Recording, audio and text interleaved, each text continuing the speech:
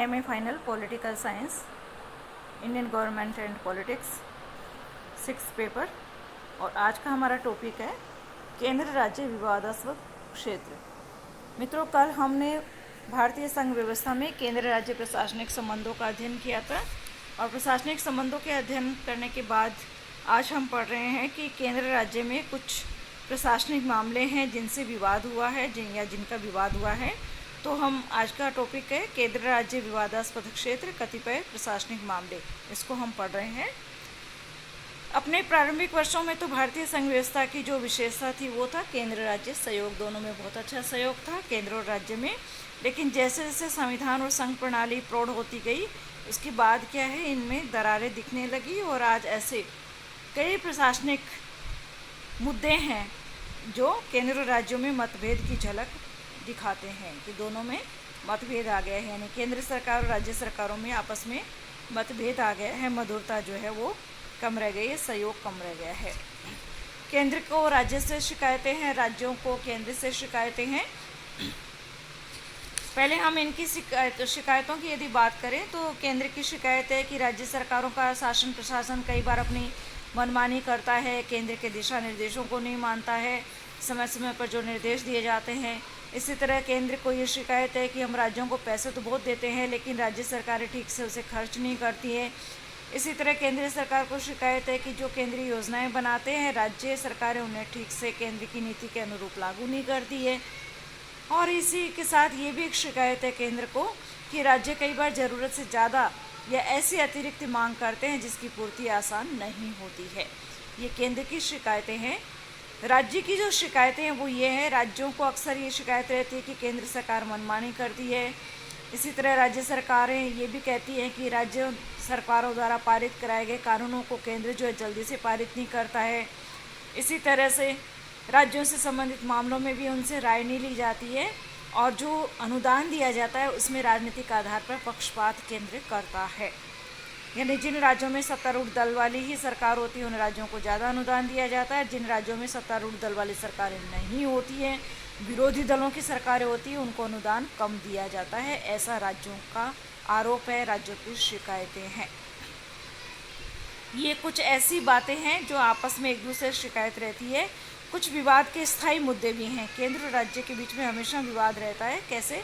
एक तो राज्यपाल का जो पद है उसको लेकर के हमेशा विवाद रहता है, क्योंकि राज्यपाल की जो नियुक्ति केंद्र सरकार करती है, राष्ट्रपति करते हैं, तो राज्य कभी कभी ये शिकायत करते हैं कि उनसे कोई सलाह नहीं ली गई है, परंपरा का पालन नहीं किया गया है, सलाह लेने की परंपरा रही है। इसी तरह से राज्यों के बीच में जो जल विवाद हैं, नदी जल जो विवाद है, उनके समाधान को लेकर के भी केंद्र सरकार से राज्यों का असंतोष रहता है। राज्य शिकायत करते हैं कि केंद्र ने फला राज्य का पक्ष लिया है, हमारा पक्ष नहीं लिया है। इसी तरह से प्राकृतिक संसाधनों के दोहन और उनकी रॉयल्टी के वितरण को लेकर के भी केंद्र राज्य में विवाद रहता है। और इसी तरह से टैक्सेस से होने वाली जो आय है उसकी वसूली है और उसका जो आवंटन है उस पर भी आपस में विवाद रहता है। तो ये विवाद के स्थायी मुद्दे हैं। अब हम पढ़ेंगे कि ये जो केंद्र राज्य प्रशासनिक जो मुद्दे हैं, जो दोनों के बीच में विवाद के मुद्दे हैं, विवादास्पद प्रशासनिक मुद्दे हैं, उनको बिंदुवार यदि हम पढ़ें तो कैसे पढ़ेंगे। तो पहला बिंदु बनता है राज्यपाल का पद। नंबर 1 आता है केंद्र तथा राज्यों के मध्य उठने वाले विवादास्पद प्रशासनिक मुद्दों में पहला बिंदु है राज्यपाल का पद। मित्रों, राज्यपाल राज्य का जो है संवैधानिक कार्यकारी प्रमुख होता है और चतुर्थ आम चुनावों के बाद जो है राज्यपालों के अधिकार, क्षेत्र, नियुक्ति के तरीके आदि को लेकर के केंद्र राज्य मतभेद उत्पन्न हुए। यानी पहले सब कुछ ठीक चल रहा था, चतुर्थ आम चुनाव के बाद थोड़ा आपस में विवाद होने लगा केंद्र और राज्यों के बीच में। एक्चुअली क्या हुआ, गैर कांग्रेसी राज्य सरकारें ये आरोप लगाती रही हैं कि केंद्र जो है राज्यपालों के माध्यम से उनकी सरकारों को हटाने में लगा हुआ है। यानी केंद्र में कांग्रेस की सरकार थी और राज्यों में, जिन राज्यों में कांग्रेस की सरकार नहीं थी, उन राज्य के मुख्यमंत्रियों ने आरोप लगाया कि केंद्र क्या कर रहा है, राज्यपाल के माध्यम से उनकी सरकार को गिराने में लगा हुआ है। उनका ये भी कहना था कि राज्यों में जब भी राज्यपालों की नियुक्ति की जाती है तो उनके परामर्श की कोई परवाह नहीं की गई है, उन्हें उनसे कोई सलाह नहीं ली गई है, जबकि एक परंपरा रही है। केंद्र सरकार हमेशा जब भी किसी राज्यपाल की नियुक्ति करती है तो संबंधित राज्य को पूछती है, उससे सलाह करती है, उसको नाम बताती है कि इनमें से कौन सा आपको ठीक लगेगा, इस तरह से। कुछ राज्यपालों ने तो क्या है, राज्य सरकारों का कहना है, कुछ राज्यपालों ने तो सुनिश्चित लोकतांत्रिक परंपराओं का भी पालन नहीं किया और ऐसा आभास मिलता था कि उन्होंने केंद्र सरकार के एजेंट की भूमिका को ही निभाने में अपनी रुचि रखी है। यानी कुछ राज्यपालों ने तो सिर्फ केंद्र सरकार के एजेंडे को ही लागू करने की कोशिश की है, वो केंद्र के एजेंट मात्र बन के रह गए हैं। आंध्र प्रदेश में एक राज्यपाल हुए हैं रामलाल। राज्यपाल रामलाल ने क्या किया, एनटी रामाराव की तेलुगु देशम सरकार को, ये 1984 की बात है मित्रों, तो 1984 में एनटी रामाराव की जो तेलुगु देशम पार्टी की सरकार थी उसको बर्खास्त करके और क्या किया, वहाँ पर उनको हटा दिया। फिर क्या हुआ, आंध्र प्रदेश में राज्यपाल और केंद्र के खिलाफ जो जन आक्रोश बढ़ गया, लोगों में गुस्सा हो गया, लोगों को गुस्सा ज़्यादा आया, आक्रोश हो गया, और जब प्रदर्शन होने लगे तो एनटी रामाराव की सरकार को पुनः पदासीन करना पड़ा और राज्यपाल को हटना पड़ा। तो इस तरह से ये राज्यपाल के पद की एक सच्चाई है कि वो एजेंट के रूप में काम कर रहे थे। इसी तरह से तमिलनाडु में भी एक राज्यपाल डॉक्टर चेन्ना रेड्डी ने क्या किया, उनके भी वहाँ की मुख्यमंत्री सुश्री जयललिता से कोई अच्छे संबंध नहीं रहे हैं, और फिर क्या हुआ, तमिलनाडु विधानसभा ने तो राज्यपाल डॉक्टर रेड्डी को हटाने का प्रस्ताव ही पारित कर दिया कि राज्यपाल को हटाया जाए। इसी तरह से एक राज्यपाल हुए हैं उत्तर प्रदेश में रोमेश भंडारी। इन्होंने 21 फरवरी 1998 को क्या किया, कल्याण सिंह सरकार को बहुमत सिद्ध करने का मौका दिए बिना ही बर्खास्त कर दिया। यूपी में मुख्यमंत्री थे कल्याण सिंह, और इनकी सरकार को बहुमत सिद्ध करने का मौका देने की बजाय राज्यपाल ने इनको अपने पद से हटा दिया। और इस तरह से जब कल्याण सिंह जो है इलाहाबाद हाई कोर्ट पहुंच गए तो वहाँ इलाहाबाद हाई कोर्ट की खंडपीठ ने एक आदेश दिया, एक निर्णय दिया, और उसमें उन्होंने कहा कि राज्यपाल ने ये गलत किया है, निर्वाचित मुख्यमंत्री को गलत ढंग से हटाया है, उनको पुनः बहाल किया जाए। इस तरह से मुख्यमंत्री कल्याण सिंह को पुनः मुख्यमंत्री पद मिला, और बाद में जब विधानसभा में शक्ति परीक्षण हुआ तो कल्याण सिंह सरकार की जीत हुई। तो वो भी एक तरह से ये सिद्ध करता है कि राज्यपाल ने अपने पद का दुरुपयोग किया। इसी तरह से बिहार विधानसभा में भी तत्कालीन राज्यपाल बूटा सिंह ने 31 मई 2005 को विधानसभा भंग करने की सिफारिश कर दी। तो जब बूटा सिंह ने इस तरह की घोषणा कर दी तो उच्चतम न्यायालय ने फैसला दिया और राज्यपाल बूटा सिंह के इस निर्णय को असंवैधानिक घोषित कर दिया। तो इस तरह से बहुत सारे उदाहरण हैं मित्रों, जिनसे ये सिद्ध होता है कि राज्यपाल का जो पद है वो केंद्र तथा राज्यों के मध्य उठने वाले विवादास्पद प्रशासनिक मुद्दों में नंबर 1 बना हुआ है।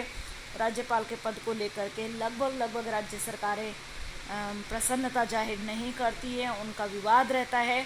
खासतौर पे केंद्र में यदि किसी और दल की सरकार है, राज्यों में किसी और दल की सरकार है, तो ऐसे में राज्यपाल का पद बड़ा संवेदनशील हो जाता है। दूसरा प्रशासनिक विवाद का बिंदु है नौकरशाही। नौकरशाही ऐसा एक विषय है जिस पर हम सभी जानते हैं कि केंद्र और राज्यों के बीच में मतभेद दिखाई देता है। एक्चुअली क्या है, भारत में अखिल भारतीय सेवाओं के माध्यम से संघ सरकार क्या करती है, राज्यों पर नियंत्रण रखती है।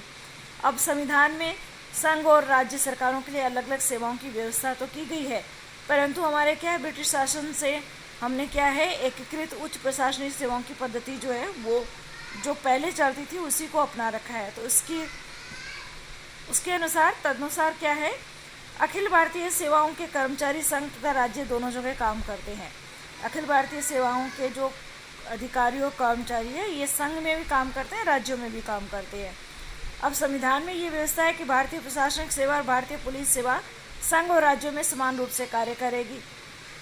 पहले तो ये सब सही था, ठीक चल रहा था, लेकिन चतुर्थ आम चुनाव के बाद 2 प्रश्न सामने आए। नौकरशाही के संबंध में 2 प्रश्न सामने आए। 2 प्रश्न क्या थे? पहला प्रश्न ये था कि क्या नौकरशाही गैर कांग्रेसी राज्य सरकारों की नीतियों का क्रियान्वयन उसी उत्साह तथा प्रतिबद्धता से कर पाएगी जिस उत्साह से वह अब तक कांग्रेस सरकार की नीतियों का क्रियान्वयन करती थी।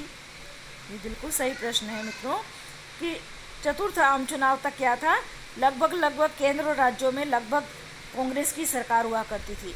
लेकिन चतुर्थ आम चुनाव के बाद क्या हुआ, बहुत से राज्यों में गैर कांग्रेसी सरकारें भी गठित हुई। तो ऐसे में ये सवाल उठाया गया कि अब तक नौकरशाही कांग्रेसी नीतियों को लागू कर रही थी, तो क्या अब वो गैर कांग्रेसी राज्य सरकारों की नीतियों का क्रियान्वयन उसी उत्साह से कर पाएगी, प्रतिबद्धता से कर पाएगी, जिस उत्साह से वो अब तक कांग्रेस सरकार की नीतियों का क्रियान्वयन करती थी। और दूसरा प्रश्न आता था नई अखिल भारतीय सेवाओं के गठन से। दूसरा प्रश्न था नई अखिल भारतीय सेवाओं के गठन से संबंधित। कुछ गैर कांग्रेसी राज्य सरकारों ने कहा कि अखिल भारतीय सेवाओं के कर्मचारी अधिकारी जो है वो केंद्रीय सरकार के एजेंट होते हैं और वे राज्य की नीतियों को ठीक ढंग से लागू भी नहीं करते हैं। ये उनका विरोध जायज़ था, क्योंकि ऐसा माना जाता है कि जो अखिल भारतीय सेवाओं के जो अधिकारी हैं, चूँकि उनका सिलेक्शन, उनकी पोस्टिंग जो है केंद्रीय सरकार करती है, इसलिए वो हो सकता है उनका कैडर जो है वो केंद्रीय सरकार तय करती है, तो उनकी निष्ठा प्रतिबद्धता जो है केंद्र सरकार के प्रति ज़्यादा रहती है। तो राज्य सरकारों का ये आरोप था कि क्या ये राज्य की नीतियों को ठीक ढंग से लागू कर पाएंगे। कुछ और भी सवाल उठाए गए हैं, जैसे ये था, या हम कह सकते हैं कि कुछ अन्य कारणों से भी अखिल भारतीय सेवाओं का राज्यों द्वारा विरोध किया गया, जिसमें पहला आता है अखिल भारतीय सेवाओं के निर्माण से राज्य सेवाओं का विस्तार रुक जाता है और स्थानीय लोगों के उच्च सेवाओं में आने के अवसर कम हो जाते हैं। कहने का तात्पर्य यह है कि राज्यों के जो नागरिक हैं उनके उच्चतम सेवाओं में आने के अवसर कम हो जाते हैं, क्योंकि ये अखिल भारतीय सेवाओं के अधिकारी जब यहाँ पदस्थापित हो जाते हैं राज्यों में, तो जो स्वयं राज्य की सेवाओं के जो अधिकारी हैं उनके उच्च पदों तक पहुँचने की उम्मीदें कम हो जाती हैं। दूसरा है अखिल भारतीय सेवाएं राज्यों की स्वायत्तता को कम करती हैं। तीसरा है अखिल भारतीय सेवाओं के जो अधिकारी हैं उनका वेतन उच्च स्तर का होता है। इससे क्या है, राज्य की वित्तीय स्थिति प्रभावित होती है, बहुत बढ़िया सैलरी मिलती है इस तरह की अखिल भारतीय सेवाओं के जो अधिकारी हैं उनको, तो राज्य कहते हैं इससे हमारी वित्तीय स्थिति प्रभावित होती है।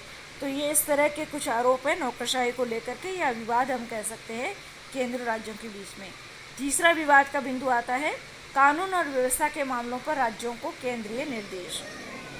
कानून और व्यवस्था के मामलों पर राज्यों को केंद्रीय निर्देश।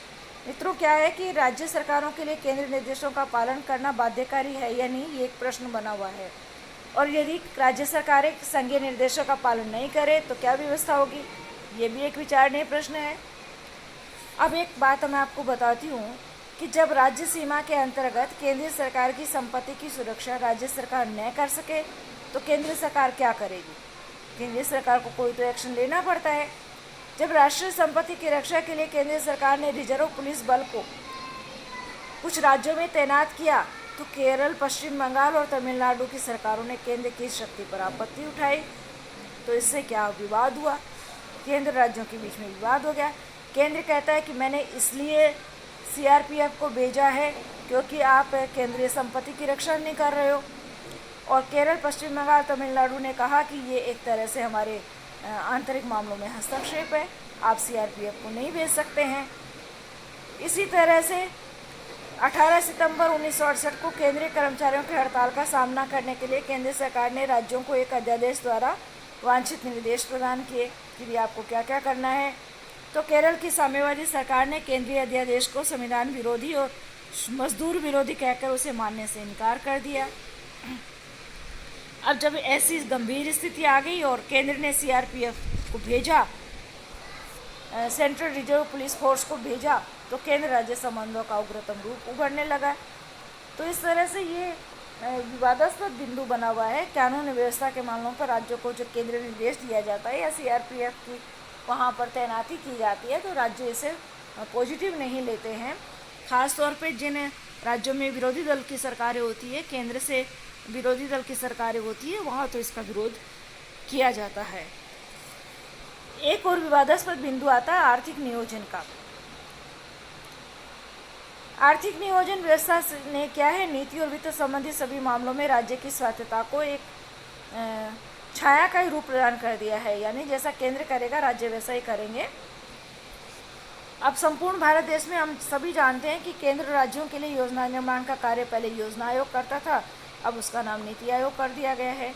तो ये केंद्रीय अभिकरण है मित्रों, जिसका निर्माण केंद्रीय मंत्रिमंडल के प्रस्ताव के आधार पर हुआ था। इसमें क्या है, प्रधानमंत्री, कुछ केंद्रीय मंत्री तथा कुछ विशेषज्ञ होते हैं और राज्यों का कोई प्रतिनिधित्व नहीं होता।